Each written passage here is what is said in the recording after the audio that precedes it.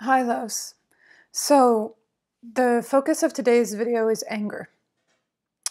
We're focusing on that because it's been in my heart to address it for some time, and then it's been coming up really strongly for the women in her mystery school.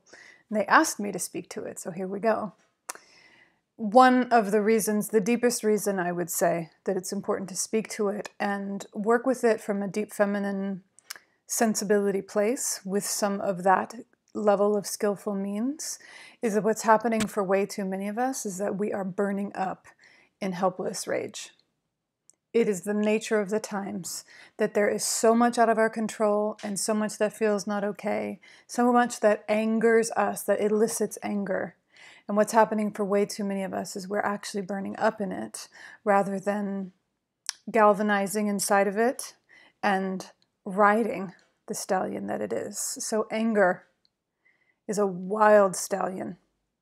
We can ride it, and we ride it into battle, but we have to stay on top, right? We have to stay seated in a place of power, directing what is happening and where it's going. Otherwise, we're trampled, right? So we're going to get into, I actually have notes. I've been working with this, praying about it, and dreaming about it now for a couple of weeks. The Hulk made a fantastic appearance in my most significant teaching dream about this topic that we're on. I want to go through basically kind of anchoring in some of the true purpose of anger and how to work with it as an actual raw living force inside of you. And what I want to say is that this video is going to get into a lot of the context and a lot of suggestions about how to move and how to create an alliance with your anger. I am going to also have a webinar, Warrior Woman, where we actually practice together and we actually do the work that I am gesturing towards with this video. I'll put the link. It's going to happen on February 7th at 3 p.m. Registration will be $25. Please come. If you do come, have watched this video to have some context and then bring with you something that really pisses you off. Something that you feel helpless in the face of. That's what we're wanting to address here, is that the anger that has twisted into helpless rage. And you know that it can be in relationship to something that happened in your past. It can be relationship to your own self and choices you've made in the past. It can definitely be in relationship to all the things that are not in your control in the bigger picture of life or personal life. So we want to move out of helplessness to have it be fuel for power and fuel for right action, right? That is what we want. And if you want to join with me in practice, we're going to do that collectively, drawing on the energy of intention, drawing on our collective focus. And I'll be guiding you through the work and then creating at the end a very simple guided practice that you can always come back to that will then help you be there for you, right? When you've got your anger rising and you're sitting there wondering what to do with it. So that's the invitation. It's February 7th at 3 p.m. Pacific time. If you're seeing this recording, you can always watch later than that. You can always get the recording of it. All right, but let's get into our actual content today. The true purpose of anger. So the true purpose of anger is to infuse you with power. Right? Where it's going awry for too many of us is that it's actually fueling our sense of powerlessness. We feel powerless in the face of maybe what's happening or what's happened, and then we feel doubly powerless in relationship to the anger itself, to this energy inside, to this fire inside. So there's a way that it, instead of, becoming this pillar of fire inside, becoming these galvanized boundaries, this galvanized discernment, which is what it's meant to do as our ally, it ends up basically, a lot of us end up kind of burning to a crisp inside of it or bleeding it off in all these ways because we don't know what to do with it, then creating harm.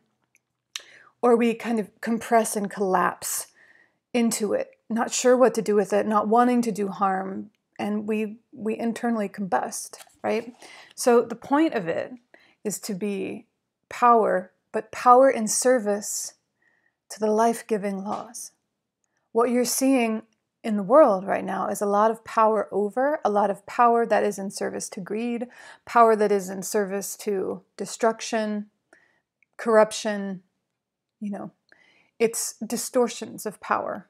And you should feel angry in the face of that. That's telling you that's letting you know what the true name is of what you're seeing in front of you. You feel anger, that's often partly so that there's a light in the flame of that saying, let me illuminate the true name of what this is. And it is not pretty, but you need to see it, right? So when we talk about power and anger that generates power, it's power that supports life-giving laws, right?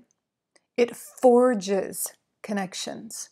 It gives insight into right action at the right time, in the right proportion, in order to create greater harmony, in order to let you be the instrument of the greatest good that you know, and a powerful one, right? Let you be a force in the world. So that's the ultimate aim of anger, right? At least in the way that we are discussing it here. So let's see here. Lots of notes here. It's a complex topic. I've already mentioned that a lot of what we need to address more than the anger itself is the helplessness that comes up in the face of it. So your relationship, like where you have agency, is usually not, is very often not in relationship to the thing that's making you angry, right? It happened in the past. You can't change anything about that. It's something happening in your greater world, and it's too big for you to just change. It's happening, there's a lot out of your control. Even someone else's behavior, to a large extent, is out of your control. You may have influence, you may have voice, but at the end of the day, there's a lot of situations, there's a lot of ways in which what we're asked to do is to recognize that we have choice in some places, we don't have choice in others. And when you start to reckon with that, there can be anger, and it can be fused with helplessness. And that's where real trouble comes in. So what we're, with the practices that we'll be working with in the call, and what I'm calling you toward today, is to start to really engage with your anger as a raw force of your own inside of you. To start to relate to all these things that create anger, or that are the catalyst for your anger, as catalysts, right? To name them. It's important to name. It's important to have a moment. But then to come from that, come in from the circumstance, in from all the things you cannot change, to intimacy, to fully facing the raw power, the raw energy of your anger as it lives inside of you. Basically, the underlying need is to be able to, in your internal world, in your own self, to be able to endure, tolerate, channel, and ride the current of your anger. And in order to do that, you have to be able to get intimate with it as your own. So, there's this fine line to walk. I call it true naming, where you do have to name what has made you angry. You have to name what's not okay, or that's how you can create right relationship to certain things. But after you name it, in order to not become victim to it, in order to not lose more power to it, it's important that you be able to turn toward your life force and how it's moving in you, which may be, and often it probably is, like fire. It's anger. It's fire, right? And it's powerful. So we want it. That's part of the truth, is that there's a way in which it's been coming up a lot in this school, women talking about anger, and they just don't know what to do with it. And one of the things to recognize is that we do want it. It's a wild stallion to ride.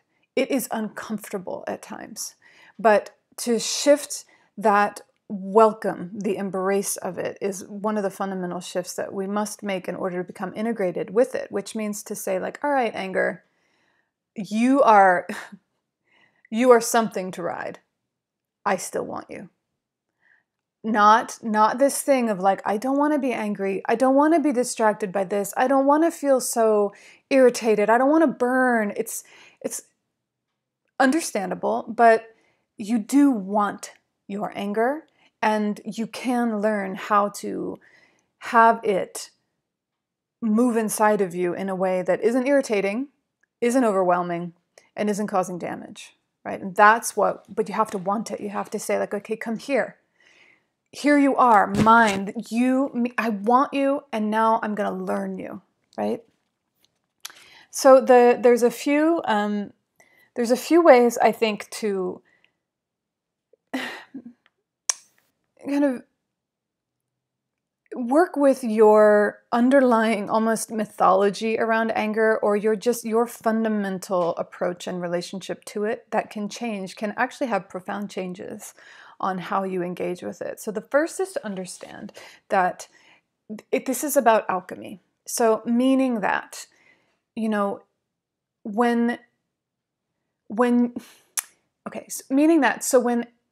you are angry, it lets you know that you're feeling powerless. It also lets you know that there's a choice you need to make. There's an action for you to take, right? It is galvanizing you towards something. It's giving you guidance, like, hey, look here, notice this, make a change, do something, right?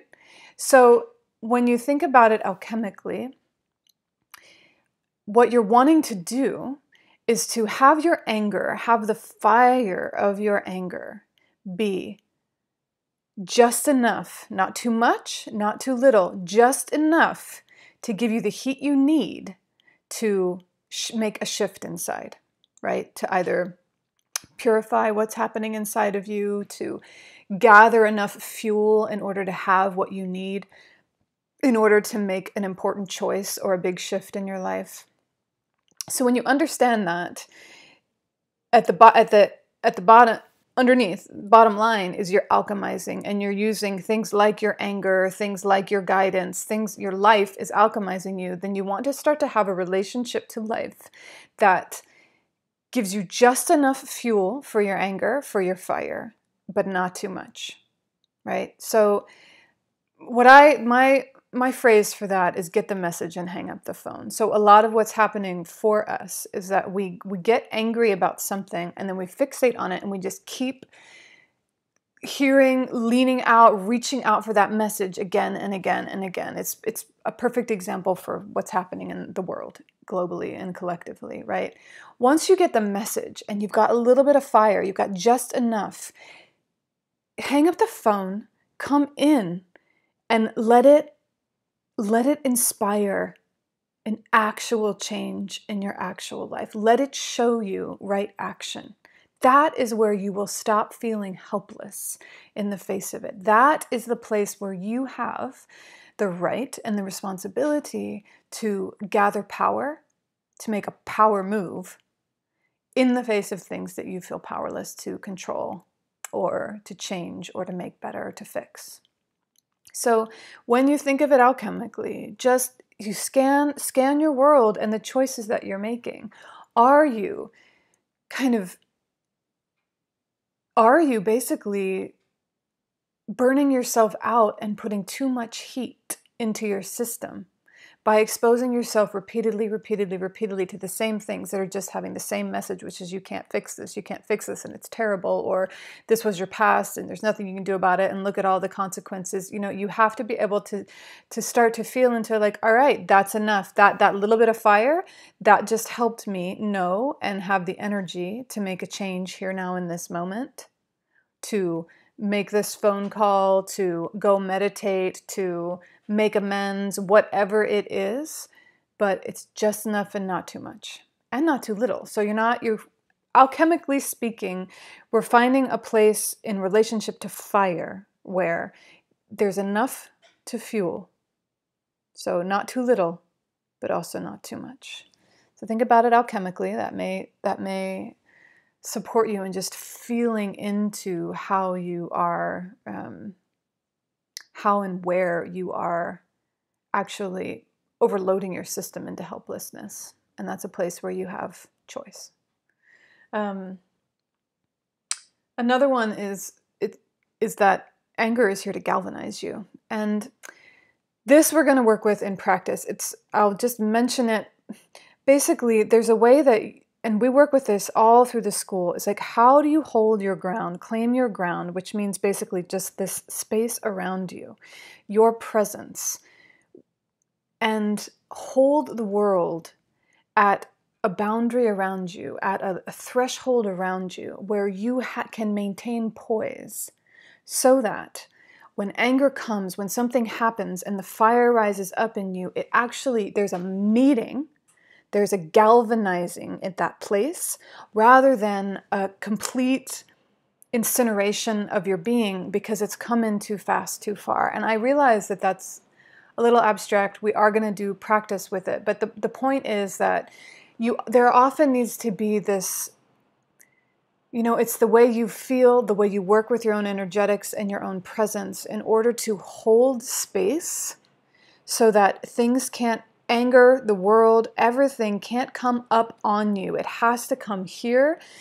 at a periphery around you so that you have enough poise to be differentiated from the thing and feel your anger and have poise inside of it so that it can be a centered expression, so that you can have a chance to write it, right? I'll just mention that because I can't really explain it more than guide it. But if you think of anger as its intention is to galvanize you, you want to feel that meeting place.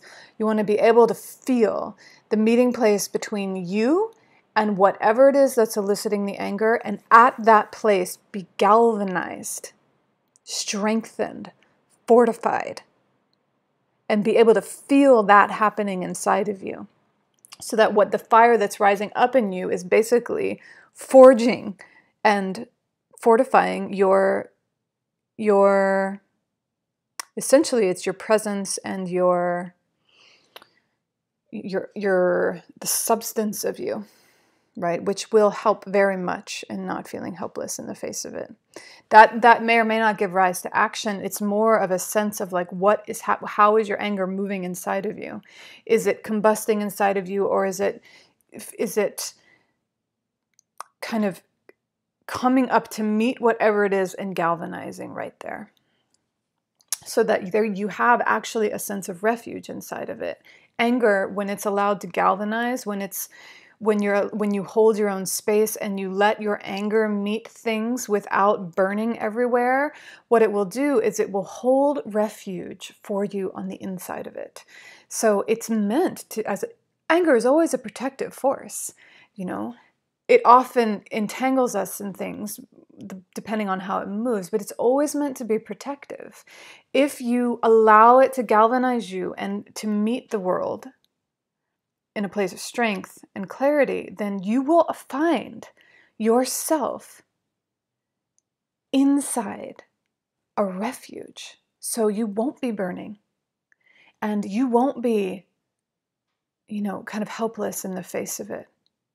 You will be at the center of it, right? Making choices and having some room to breathe because it has set appropriate boundaries for you, right? Precision. So the other thing about anger is that how it wants to express in its healthiest way is it wants to express with precision. Again, that has to do with how you're able to stay coherent inside of it, how you're able to hold and, sit with, one of the hardest things is that anger, because it's such a powerful, fiery energy, oftentimes we kind of spill it out just because we don't feel like, it's like we don't actually have the strength of being yet to hold it. And what it needs is it needs us to cultivate enough strength, the capacity to dilate and soften around it rather than compress around it and start to break. It needs us to do that so that we can sit with it, because anger wants you to sit with it. So you burn a little bit so that it can illuminate some things and so that you can direct the fire, right? So if you do that, if you sit with your anger and you are able to ask and penetrate to the heart of it for the guidance that's inside of it, then you'll be able to act with precision, and you'll be able to do that one thing that is the clean thing.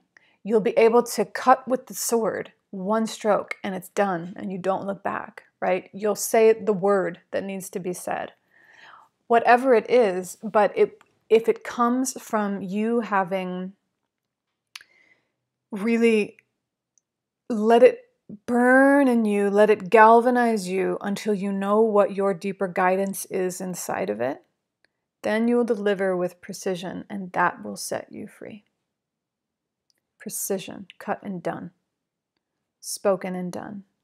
You know, like there are too many ways in which, because anger comes out of us in all these ways and we feel so helpless and it's all of this, we end up very entangled with it, and more entangled because we just keep creating from the anger in this, you know, kind of spilling out everywhere way, or kind of trying to be empowered, but not really feeling it, you know, this, it has to, we have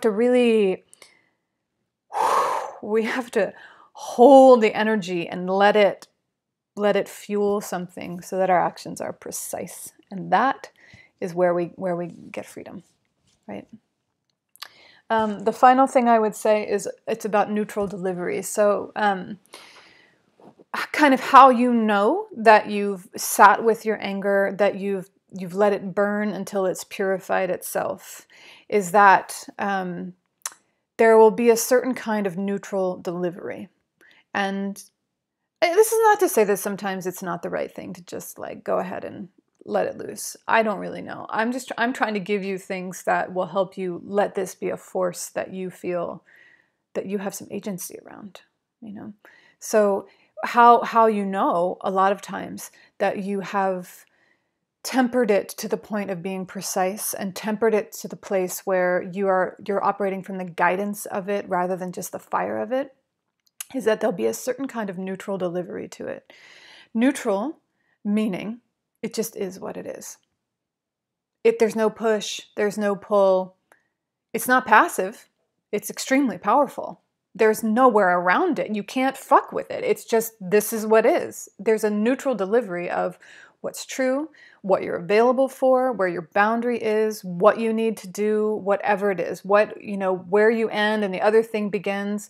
But you'll find that there's a neutral delivery in it that lets you know that you have come to the truth of yourself, the truth of your need, the truth of your voice that was underneath of this anger that was fueling this flame. You know, when it comes up that bright and that strong and with that much heat, it's really wanting to get your attention. There is something in there that you can forge an alliance with that will change your world and change the entire world around you for the better, for the good, right? It's not destructive by nature at all, at all. Anger by its nature, at its root, is protective of life. It's protective of you and your true nature and your sacred needs. So we have those four things. Considering it as alchemy, watching to make sure that you are not putting too much fuel on the fire or too little. There's galvanizing, letting it galvanize you. Finding the precision. And part of that is just asking, where is the precision, and letting yourself be led to that. You're asking, where's the guidance? And then the final bit was looking for a neutral delivery as a sign that you're at that place. I want to just make a couple of mentions to where it is that anger becomes entangling. We've already mentioned it a little bit with precision and neutral delivery and galvanizing, like all of these ways in which engaging with your anger as a force of nature, a pure element, will actually liberate you, despite the common experience many of us have of feeling just trapped by it, right? Where it becomes more entangled rather than setting you free, in terms of a few places you could look if you feel like, I'm so entangled by it, I don't know what to do, I don't know why it's not working. One place is kind of leaking, which comes a bit from not being neutral in it, which is when you try to control how your anger is received, like how, and not necessarily your anger, but the guidance that's inside of your anger. So your truth, when you find it, when your anger has led you to it, and you speak it, you offer it, you express it. If you are holding out for any way that it be received, it's quite possible that you'll get entangled. Many people don't want to hear the boundaries you have to set. They have investments to the contrary. And they may not want to hear the reflection that you have to offer. There are a lot of reasons why, first of all, why getting yourself to a neutral place, that neutral power stance, is helpful, because it does make it actually way more possible and more realistic that someone is going to actually receive your anger, receive your reflection, because you're not pushing or pulling, you're just delivering, right? But still, if you are, this is an energy in you that needs to move, and it wants you to, whatever it's guiding you to do, it wants you to do that. But if you express it, if you sit with it, you find the right action, you follow your guidance, and it's not received the way that you wanted, or you have, underlying investment in being right, being seen as right, whatever it is, that will trap you, that it will keep you enmeshed. So in a way, it's about you shifting your priorities. Your priority being that you be able to be whole, to have yourself, to have your anger, to ride it, and to deliver it with precision and be done, right? That the relationship is more about you and your anger, you and your deeper truth and deeper guidance, than it is about you and anything out there that has triggered the anger or, has anything to do with the anger. That will help you find liberation inside of it. I mentioned here true naming and then releasing and returning. I mean, that is definitely a place where it's really easy to kind of get caught in an anger loop, which is, there's the moment, however long it takes to give a true name to what has happened, which may have been very wrong, very much whatever it was, unfair, cruel, dishonest, all the millions of things that we need to have the moment to say, like, oh, to truly name it. Oh, that was not okay. This is what that was. That was lying. That was domination. That was manipulation. That was, naming all the things. It's important. But if you don't release then and return to yourself, you'll stay bound. So it's just about really understanding the full cycle of true naming, right? It's in the culture a lot right now. Naming where injustice is, naming, you're kind of naming bringing all these pathological issues to the surface. Important, but you don't want to be caught there, because then you're still caught. We're looking for liberation. You, free of whatever has been unjust to you, whatever has been cruel to you, whatever has hurt you, right? So just remember that there is a full cycle.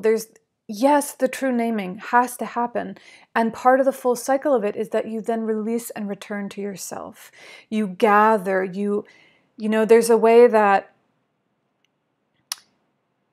those things, the things in life that galvanize us, we come into true residency and authority in the face of that when we integrate and kind of claim everything inside of us that rose up in the face of it. The pain, the anger, the wisdom, right? The discernment. There's so much that these things catalyze for us. And if we understand that they are ultimately catalysts, not because of what they are, but because of what we are, because we are beings that are made to be catalyzed and we're made for it, and we have the resource, then it's where we're guiding ourselves inside of our own being changes. So, guide yourself to an embrace of all that you are. And once you feel complete with the true naming, release it. Let yourself be free from it. Because here now, in all the presence that you are, and in all that lives inside of you as a result of all your circumstances, is everything that you need. More power than you can imagine, more wisdom than you can imagine. The final bit, I think, is, where you can get trapped often is if you have hurt with your anger, if it's kind of been a habit of yours to just kind of spill it out, lash out with it. And I think it's important to understand that that's really normal. That it's a wild stallion to ride. It's not, it's probably too tall of an order to think that you're going to do it with grace and elegance every single time. And to recognize that there is incredible power in making amends. And all amends look like is basically saying, I got really angry. I was out of control. I don't feel good about what I said or what I did. I'm sorry. Naming it. Making amends for anger has to be as precise as what anger wants to be. Meaning, if you're going to make an amends, don't try to explain why it happened. Don't try to explain their behavior. You make amends to yourself and your anger. And you say how you feel about yourself and your actions, how you would have preferred to have done it differently. And you reabsorb your own anger, reabsorb that energy back into yourself with a little more wisdom, maybe with your with the hindsight that is coming after you maybe lose your temper or whatever it is. So you know that you're reabsorbing power when you do it, and you are also reabsorbing that anger.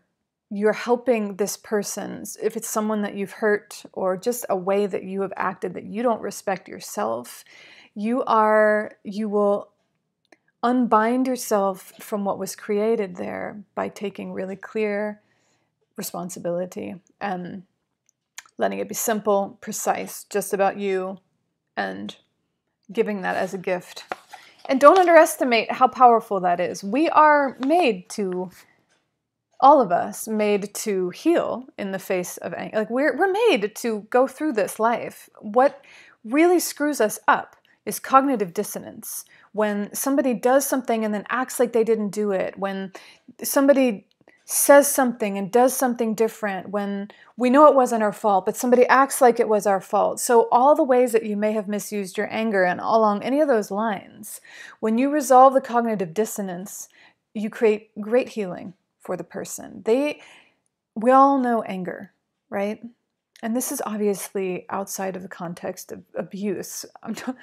Just to be clear, I'm talking about you as you learn to be more responsible and as you learn to ride your anger so that it is life-giving, right?